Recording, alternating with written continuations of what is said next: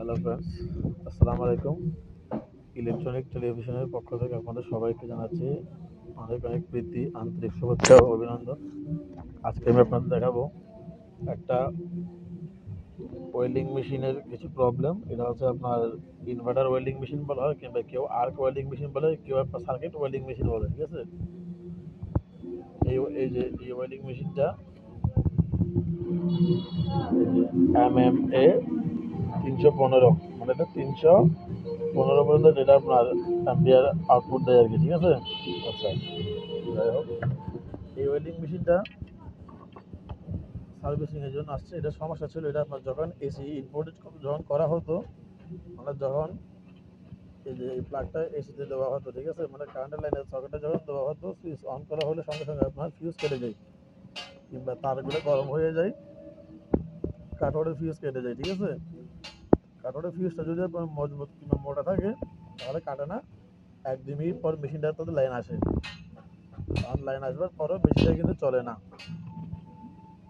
তারপর আমার কাছে আনছে, আনার পরবর্তী আমি প্রথম এখানকার আইজিবিটিগুলো আমি চেক করছি। এখানে ছিল 2টা আইজিবিটি এই জায়গায়, আর 2টা এখানে,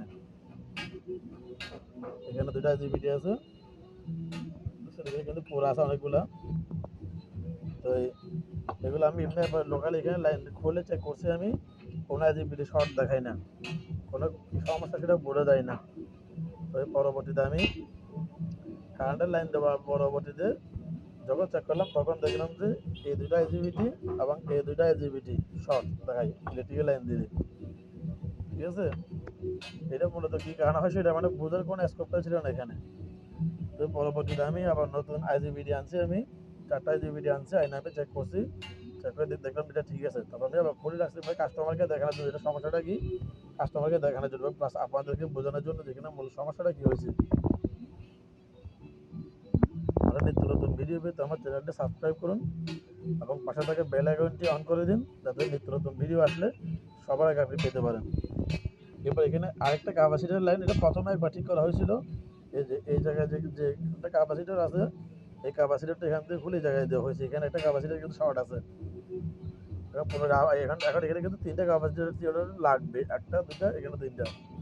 এই আইজিবিগুলোর নাম্বার হচ্ছে আপনার G40T60। এই যে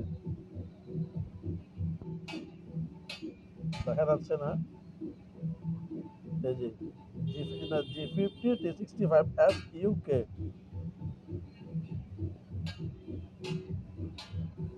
এটা পুনরায় আবার এই আইজিবিটিগুলো লাগানোর পরবর্তী কাস্টমার সাথে কন্ট্যাক্ট করার পর আইজিবিটি লাগানোর পরে এটা আবার যখন পুরোপুরি আমি রানিং করব, তখন আবার আরেকটা ভিডিও দেবো এবং আরও কিছু বাড়তি সমস্যা নিয়ে আমি তখন আলাপ আলোচনা করব। সে পর্যন্ত ভালো থাকুন এবং আমার সাথে থাকুন। ধন্যবাদ।